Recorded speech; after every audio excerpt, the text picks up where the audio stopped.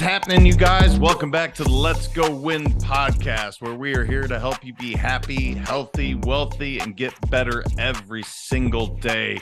We're going to dive into a subject that you've heard me briefly talk about, but I'm not an expert. I'll be the first to tell you, and I'm so excited to have the gentleman that we're going to have on, because he is, and I think he's going to really bring this subject to the masses, if you will. It certainly has been doing that and really helping people understand what this powerful thing with psychedelics and microdosing and all of these amazing things that you can learn from some of these amazing plant medicines and things that are available to us. And he is just an awesome guy. Just my time speaking to him. Paul Austin is a leading figure in the psychedelic space, renowned for guiding millions towards safe and meaningful psychedelic experiences through Third Wave, a platform he founded.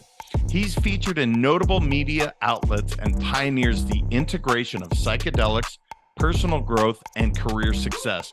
Paul specializes in empowering leaders and innovators to leverage psychedelics for personal and professional development, including microdosing.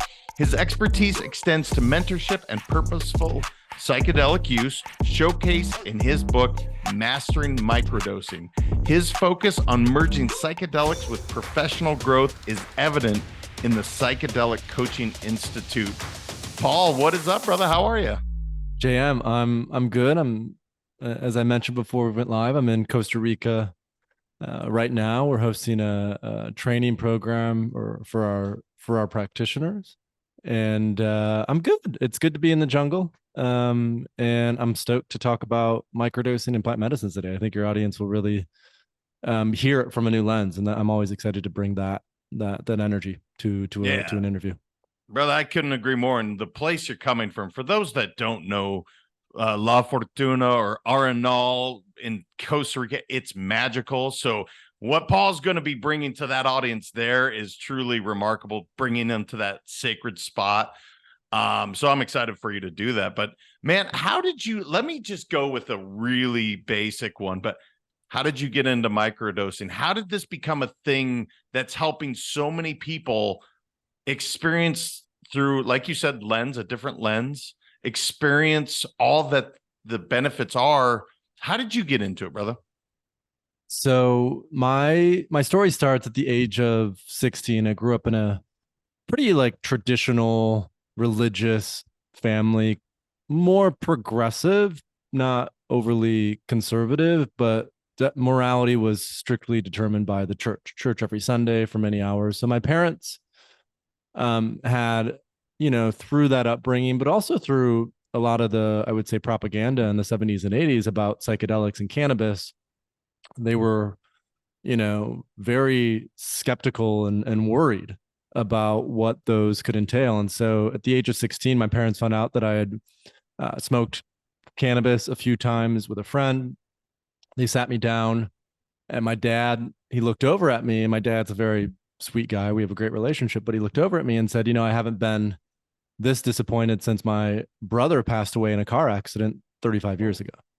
Right. And so that hit like a ton of bricks. And what it showed to me is, I was having, I struggled with social anxiety and sort of figuring out who I was in my peer group when I was 15, 16. So cannabis just helped me to relax and open up and socialize a little bit.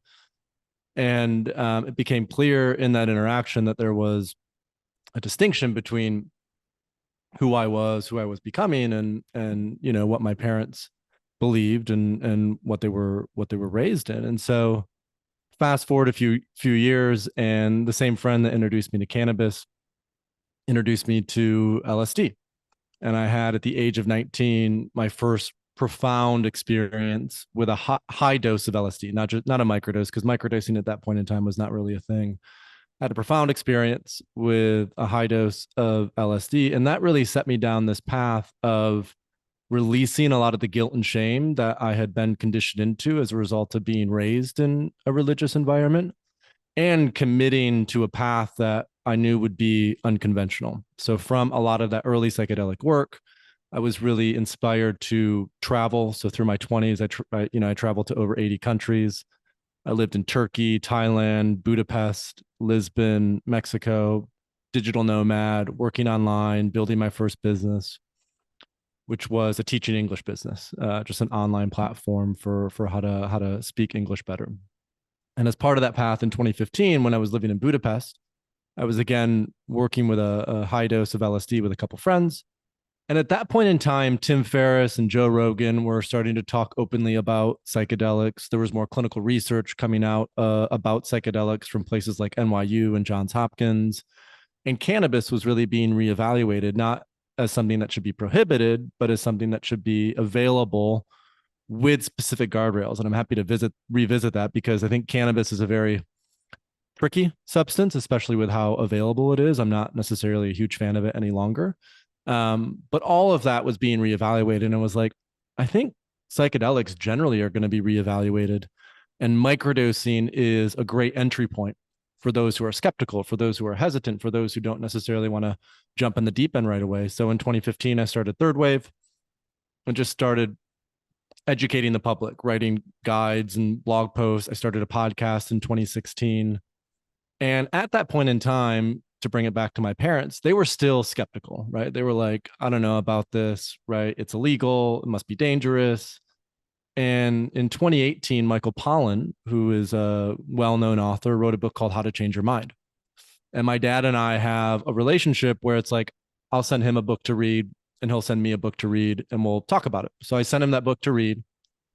He had his mind changed, became open to working with psychedelics. And about a year after that, I actually facilitated a high dose psilocybin experience for him. And this is someone who has never drank, rarely drinks, has never smoked, right? Very teetotaler by the book, but he had a really meaningful experience with it. And so it was cool to see that come full circle. And, so much in the media today, there's so much emphasis and focus on these big topics. And I think if we just start with our families and we start with our friends and we start with those closest to us, that's where the real transformation happens. And so having that experience with my dad was super meaningful. And I think it was sort of the final healing process of that guilt and that shame that I had experienced back when I was 16.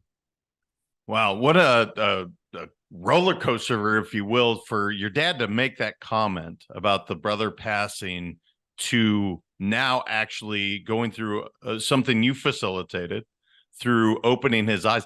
It's fascinating because I would have put myself in your dad's category, I don't know, probably 3 years ago, where if you had said psychedelics, plant medicine, I would, okay, it's drugs. And there's that negative stigma that I grew up with as well, and a lot of fear. And I think that's one of the main things, Paul, that I like to address, is to say, look, there are drugs. And look, for me, LSD, I don't know if I'm ever going to get there, man. I don't know if that's something that's a good idea for me, right? Because of some of the fear and some of the things that I have around it. But I will say, doing ayahuasca, for me, that was a big moment and one of those life-altering experiences. How can we continue? Is it having these conversations where, look, no judgment. If you don't want to do a drug, quote unquote, don't do that. But if you're open to a natural substance that literally is a psychedelic that truly is not going to harm you, you're not going to be harmed. Is it having these conversations like you mentioned, Ferriss and Rogan bringing it up? Is that how mainstream's starting to get attracted to some of these amazing substances? Yeah, excuse me. It always starts with education, right? Like ignorance in many ways is not, I would say, not necessarily the fault of a lot of people who have been raised in the culture that we've been raised in. It's actually totally natural to be like you were, like, my dad was skeptical of these because of all we've heard about them. And there are some risks to plant medicines, especially for people who might be on certain psychiatric medications, or they might not have a safe set and setting. But I think the line between drug and medicine is the intention, right? Are you just taking this to disassociate, to sort of, numb yourself? Are you taking this to potentially serve an addiction? Are you giving your power away to it in some ways? Because even Prozac and Zoloft, right, SSRIs, these are totally legal. And yet we know now, after 40 years of use, that they're no more effective than placebo. And so that line between drug and medicine starts with education, starts with destigmatization. Because a lot of people, like you said, they hear about mushrooms or they hear about ayahuasca or they hear about even something like MDMA, and they think immediately, oh, that's a harmful and addictive substance. And what we actually know is psilocybin in particular is the safest substance, safer than alcohol, safer than tobacco, safer than, benzodiazepines, safer than, SSRIs.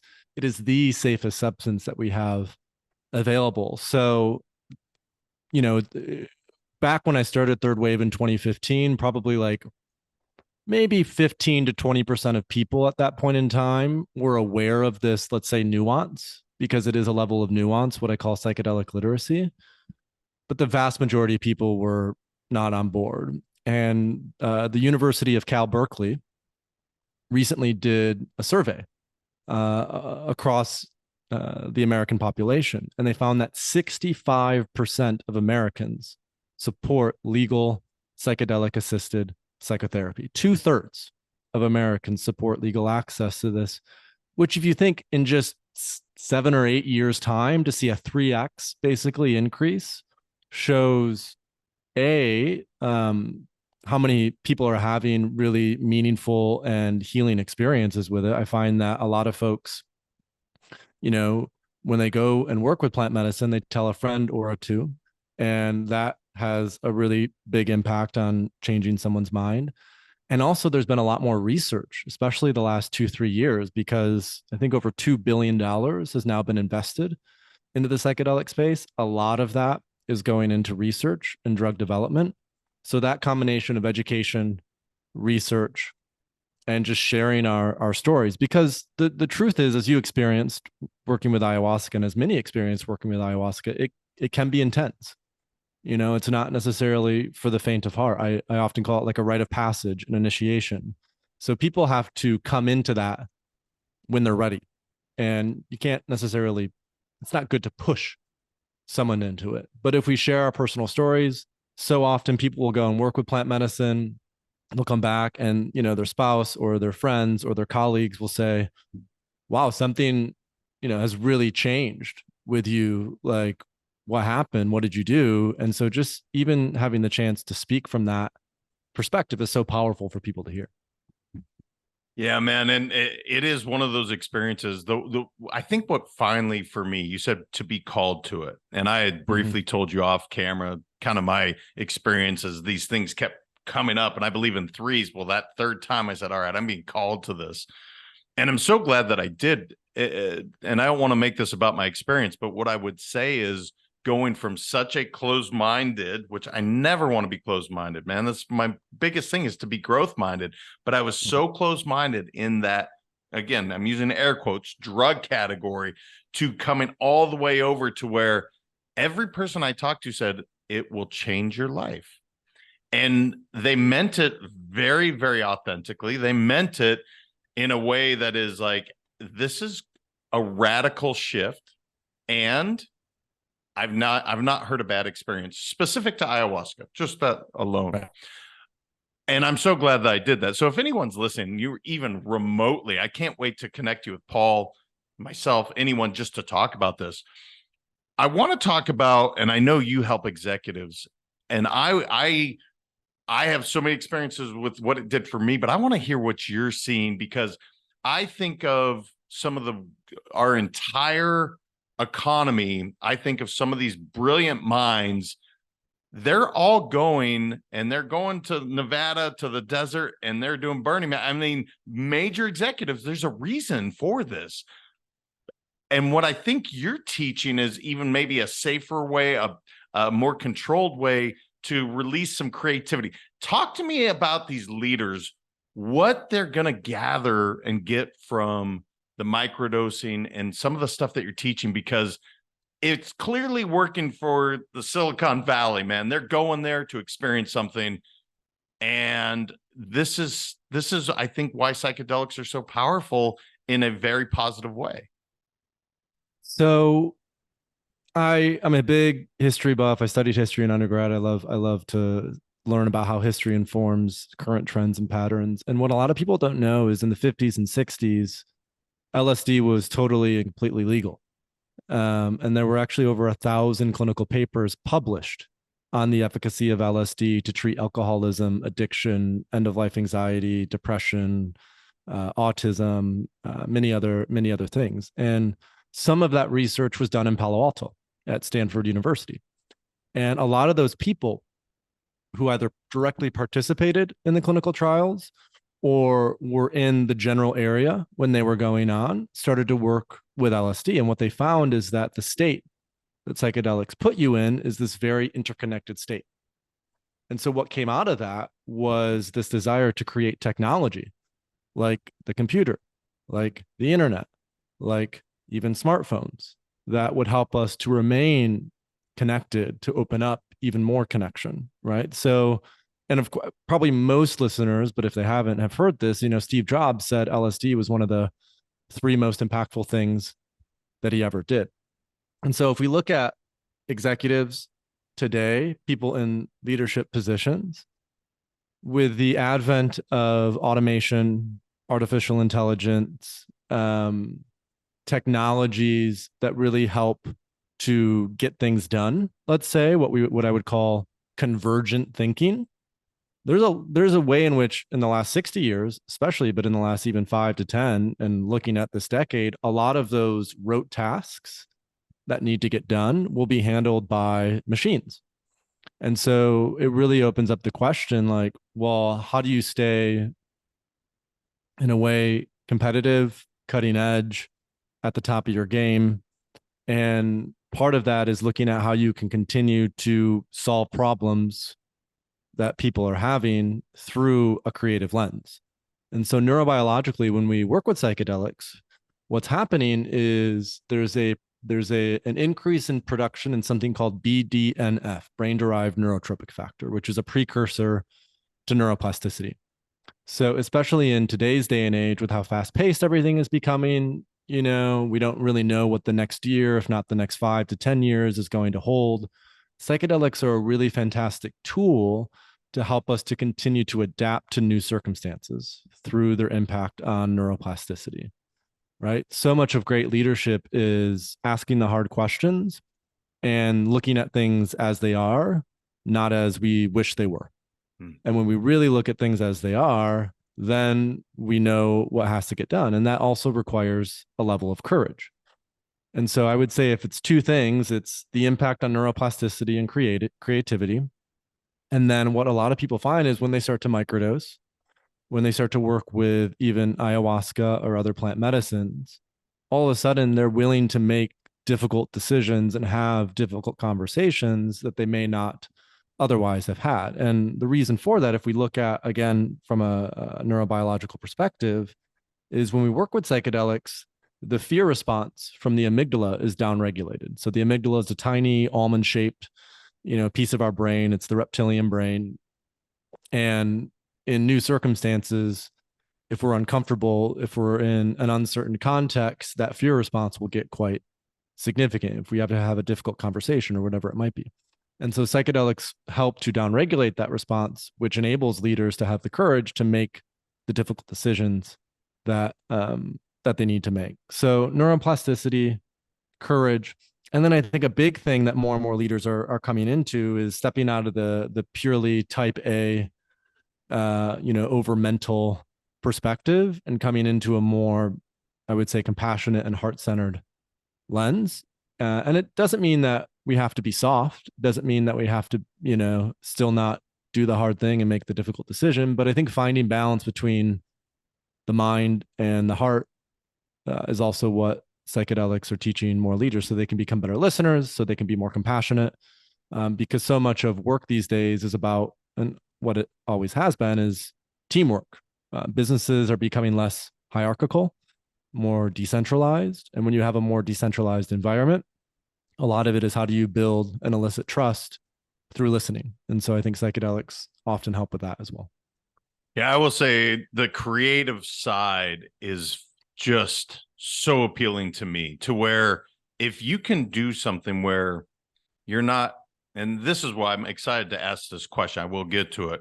The microdose specific, where you're not going through this major, I'll call it a trip or a journey, but yet you are accessing, you said interconnectedness, whether that's to nature, whether that's to another human being, whether that's to the heart and mind, the ability to see things differently and now become more creative. I don't know if there's something more attractive for me personally, because I love to write, I love to dance, I love to sing. Like, these are things I love to do. And often there is, again, maybe you're a crazy guy if you're out there just singing, or, observing a bird flying and you're drawing this. Like, that's the crazy guy. But the truth is, it's beautiful because it's this, you're actually being present in the moment. That's all leading me to ask the question of what exactly, obviously you put the two words together, micro and dosing, but let's break this down. What is it, man, when we say this? Because I think even I've dove in a little bit, but I don't know, you said psilocybin, the most safe, I think you said, that's available to you. So what is available to people and what are some of the benefits? Because obviously the creative side, I'm in, man. Like, I want it. I want more of it. I want to do that because I want to access more creativity. But when you say microdosing, Paul, is there, how many different types are we talking about? What does that look like? So microdosing is taking what I would call a low dose of a psychedelic, sub-intoxicating, meaning you can still navigate everyday existence. You can still have a conversation with your partner. You can still potentially work if you want to. You can go out to dinner. So it's not so overwhelming that you have to have a journey space and go deeply inwards. And the idea with it is that microdosing happens in a protocol, meaning you do it 2 or 3 times per week for a period of anywhere from 30 to 60 to 90 days. And you're really looking at, how is my life changing from day 1 to day 30 or day 60? It's not so much of an emphasis like with high doses, where it's like, how am I changing from day 1 to day 2? I have this profound experience, and all of a sudden there's so much that's shifting. It's a bit more contained and controlled, which, especially for people who are quite new to psychedelics, it makes it an easier onboarding ramp. The metaphor that I often talk about to sort of teach to it is like, when we learn how to swim at a young age, hopefully our parents didn't just throw us in the deep end of the pool and say, figure it out, like, good luck. I'm sure that's happened to a few of us, but I would hope that it hasn't. And probably, most people learn how to sink or swim, but there are some folks who are also, potentially traumatized from that experience because it's so intense and difficult. Microdosing is more like, you put your swimmies on, you go in the shallow end of the pool, you learn how to navigate that aspect of your consciousness before you go much deeper. And I think that easier onboarding is more palatable for people who are really worried about, ego dissolution or ego death or losing control or losing their mind. It can be a great opener. And then if they feel like, okay, like, I tried microdosing for a month or two, I really like this and I want to go deeper, they have that opportunity and they have that chance. And the other way I like to describe it is, when people microdose, they tend to notice that they have an elevated mood. So their mood is much better. There's much less rumination. So their brain isn't constantly going all the time. It tends to calm down quite a bit. More energy. So it can really help with people who have fatigue. Like we've already talked about, more creativity. And depending on the substance that's chosen, potentially a lot more focus and motivation. So the main 2 substances that people microdose are psilocybin mushrooms and LSD. And psilocybin is by far the most common one because it's most accessible. A lot of people can grow their own mushrooms. There are a lot of websites now that you can just purchase microdoses of psilocybin on, because the DEA has basically made it clear they're not really concerned or worried about psychedelics. Their focus is more on fentanyl and cocaine and other drugs that are related to addiction and harm and organized crime. So psychedelics are pretty widespread. And psilocybin tends to be a little bit better for, I would say, getting in touch with our body, like somatic work. It's a bit better, I think, from a therapeutic perspective. So one of the experiences I had a few years ago, I was living in New York and quite stressed. And I went to go see a therapist once a week to help. Had never worked with a therapist before, but I was in not a great spot necessarily. And before my therapeutic session, I would just take about 200 milligrams of psilocybin, which is a low dose. And it just helped me to better process my emotions, to experience anger or sadness, to allow those to come out.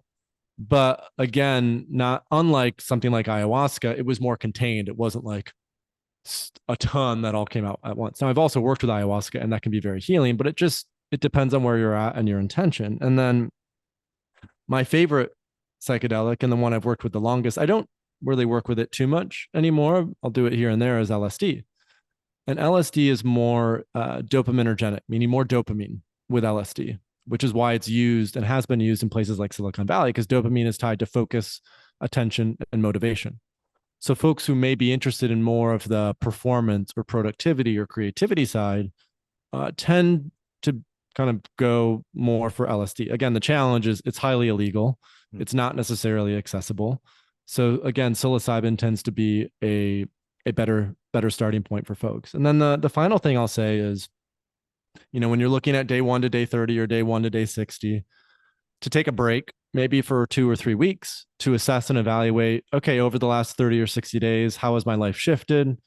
How has my life changed? What's improved? And then if it feels aligned, to potentially do another microdosing protocol. And the reason it's helpful to have that break or that pause, one, I think it minimizes psychological dependence. So again, we have been so conditioned into, take a pill for every ill, take Prozac every day, Zoloft every day, Xanax every day, well, whatever it is, like, and the opportunity with psychedelics is to shift away from that, to realize that these are helpful medicines, that they show us, they illuminate a path forward, but we don't necessarily need to become dependent on them. So they're great occasional tools, but if we become dependent on them and we're like, I have to do X, Y, and Z, then I think that's when it, again, back to this drug versus medicine conversation, can feel more like a drug, because then you're looking to something outside of yourself to feel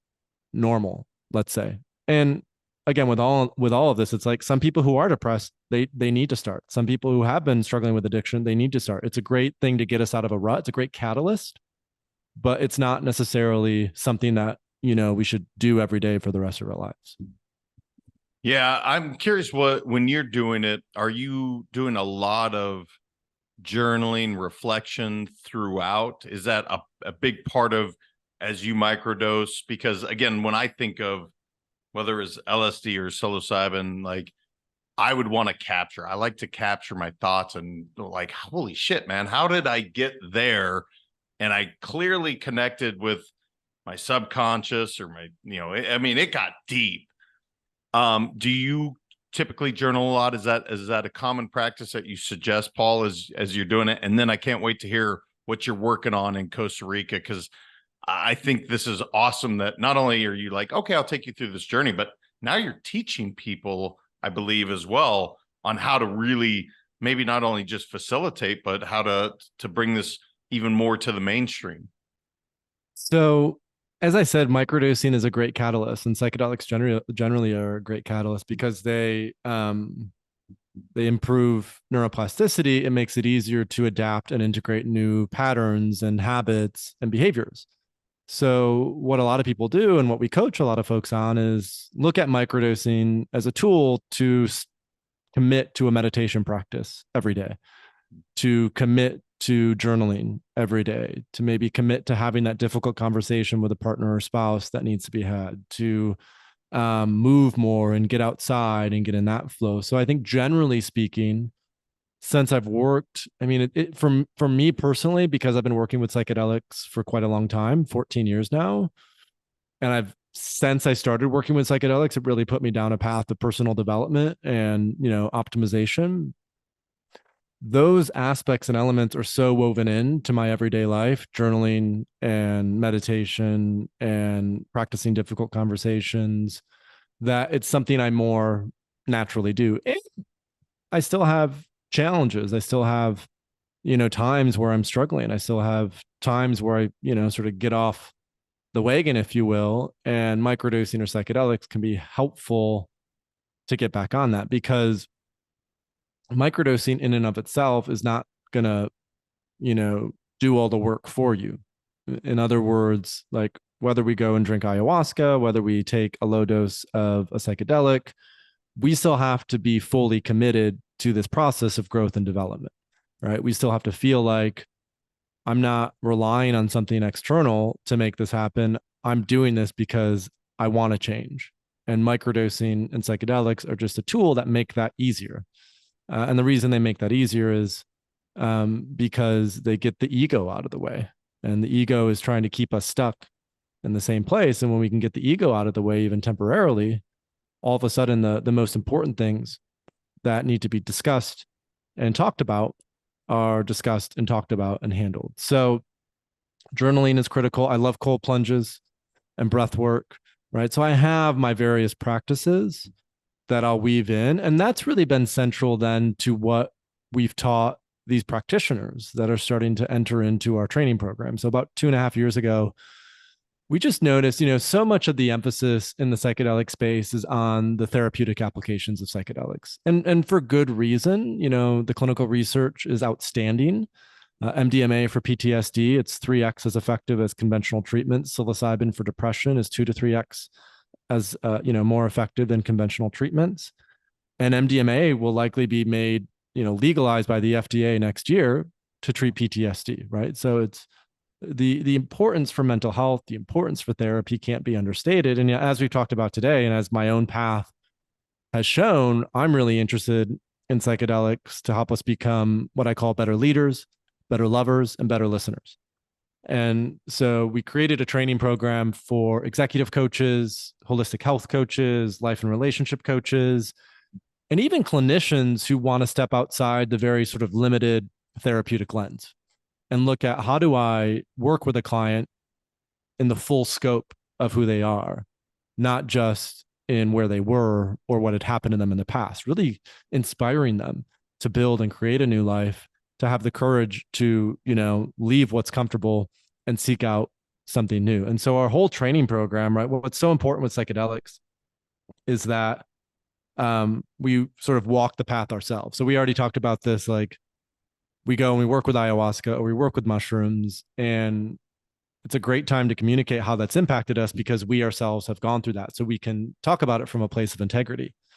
And so the way that we structure the training program is, and that's why I'm in Costa Rica right now, is we have everyone come down to the jungle for 6 days and go through their own transformative experience with plant medicine. We work with psilocybin because it's not as, I would say, complex as ayahuasca to some degree. And a lot more people are able to work with it. Ayahuasca really requires a shaman, a curandero, someone who's steeped in the lineage. Mushrooms are much more free. And so we train them in how to work with mushrooms, and the outside of the intensive, which brings them through that transformative process. We also focus on what I call the 5 key elements, which are assessment, preparation, facilitation, integration, and microdosing. And so by the end of the training program, the practitioners have been transformed themselves in committing to this and going through it.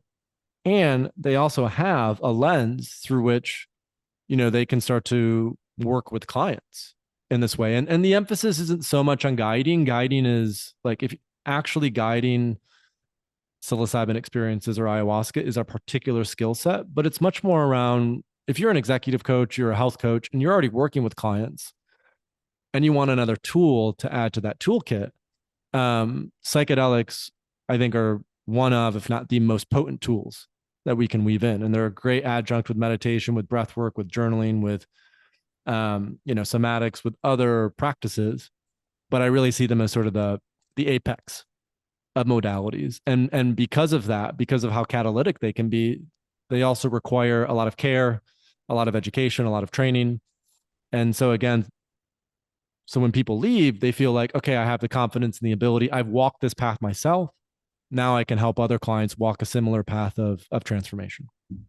Yeah, one of the things you brought up earlier that I wanted to touch on, and I think this is where whether you choose a microdosing of psilocybin or LSD or ayahuasca or any of them, you said the word intention. And I think that's the piece. You don't go into this blindly and walk in and you're like, oh, dude, had this great experience of just, no, man, like you need to be clear on what you want. So I want a better marriage, or I want a better career, or I want to write a book, whatever your thing is. It doesn't matter.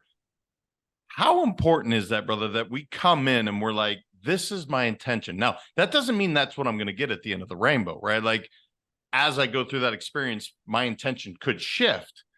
But for me, like you talked about with cold plunges or meditation, journaling, yoga, all the things that I do on a daily basis, I'm very clear on the intention of why I'm doing it, not just blindly sticking my ass in a 50 or 45-degree tub for 3 minutes because, oh, that sounds like a great idea. No, dude, it sucks the first time. Does not sound like a great idea. Yeah, it's a terrible idea. But my intention is I feel so freaking amazing afterwards. It's for the mitochondria, all the great things of cold plunge. Talk about that intention piece, brother, because I think that gets maybe lost in the shuffle. And I think that's where my intention is to go do some microdosing now because of all these amazing benefits that you talked about. But I want to unlock the creativity side. So what about the intention piece can you shed light on so that people don't just, oh, I didn't have a great experience? Well, I don't think you had a great one because you probably didn't set the intention to begin with.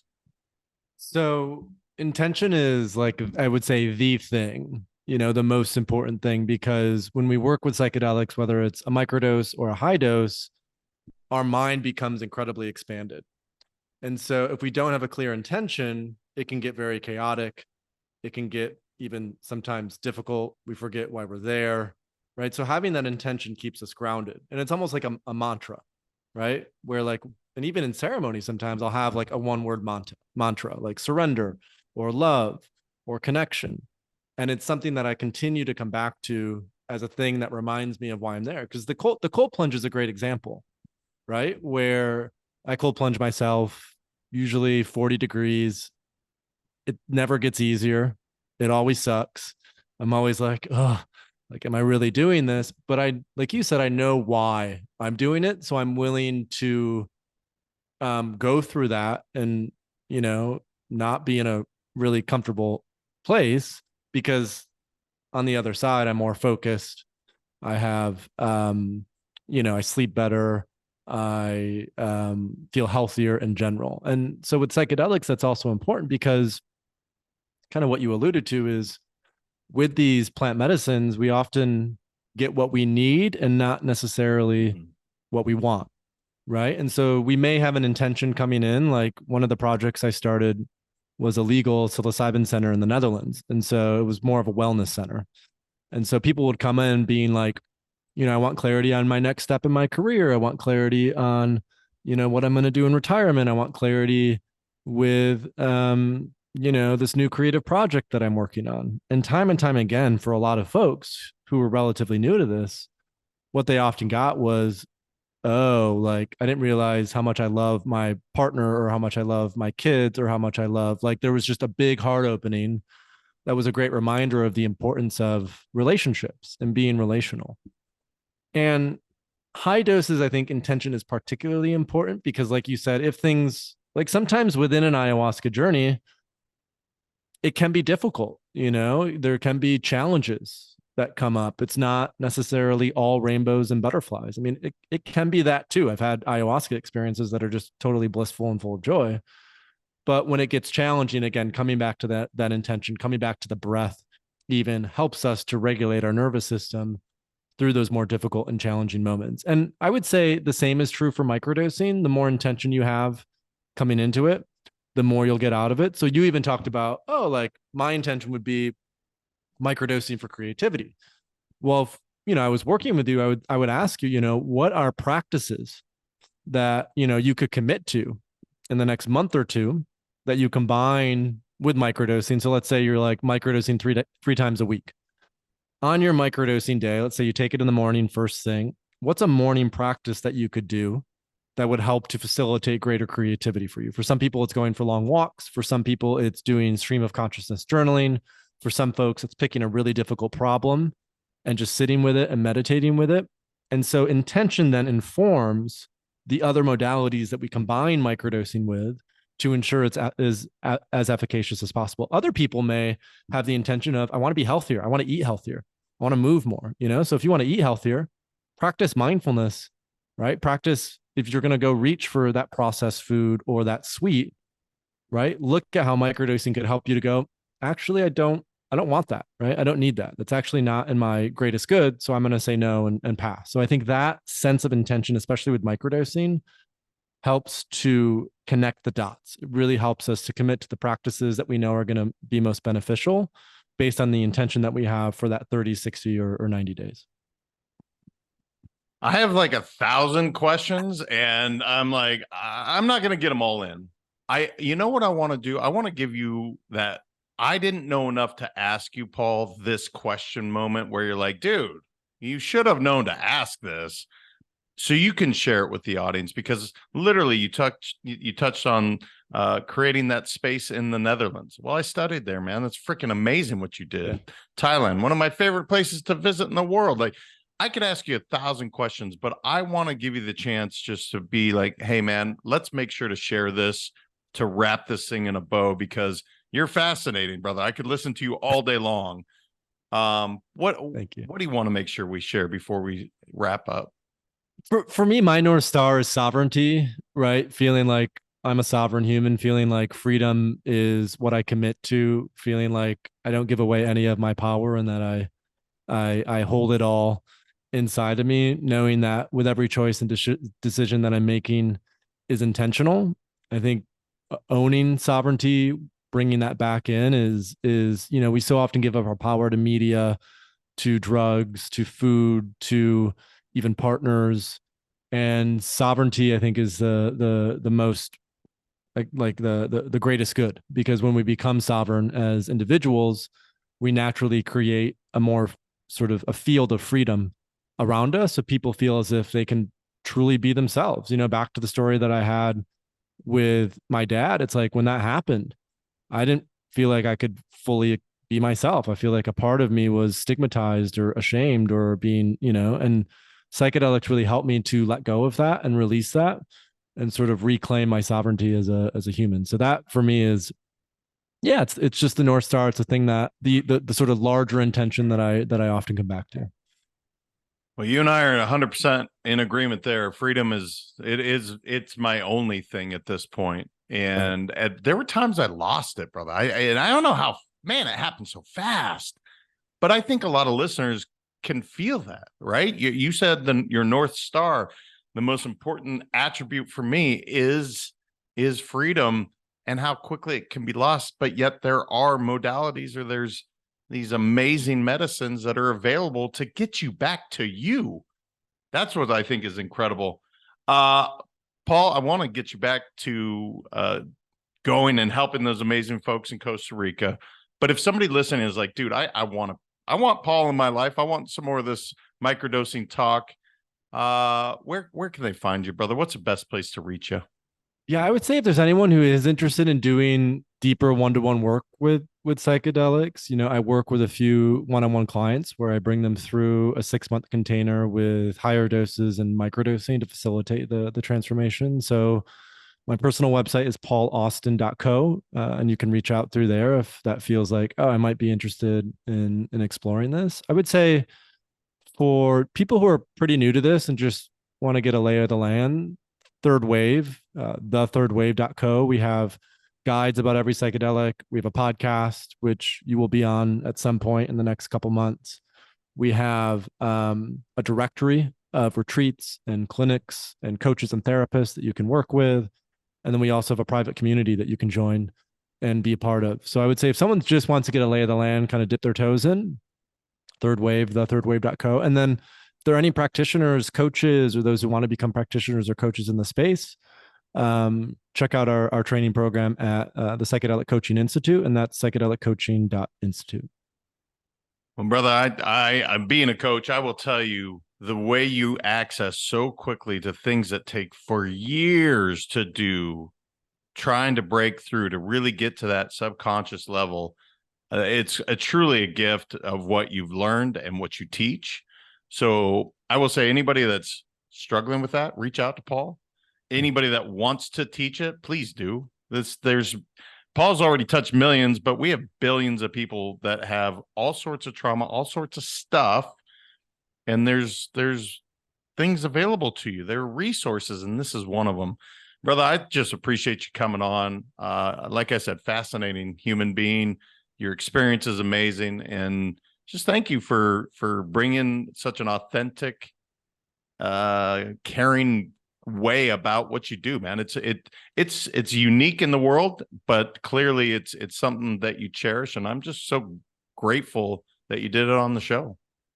Thank you, Jam, and thank you for your wonderful interview, the questions that you asked, and for going down to Costa Rica and working with ayahuasca. That commitment and that decision isn't an easy one, and taking that step is huge. So thank you for the platform that you've created, and this was fun. I had a ton of fun. Thanks for having me on. Me too, brother. You guys go check it out, please. Third Wave. I'm going to go do it myself. I didn't see it prior to the interview, but I am so fascinated. I want to fly on a plane and just go meet him because R&all is awesome, but that's not happening. So I'm going to go check out Third Wave. Please do the same. And I mean it. If you're struggling in any way, shape, or form, truly open your eyes. You have a growth mindset. I didn't for many, many years. And the one thing I would say is I wish I had. And now that I have, I want you to do the same. So go check Paul out. Make sure to share this with someone that you care about, because I promise you someone is hurting and they don't need to be. They have amazing tools and available to them. And Paul is one of those amazing guides in this world that's truly showing the way. So make sure to share this with someone you care about. Until next time, remember, your mindset matters. I appreciate all of you so much. We'll talk to you very soon.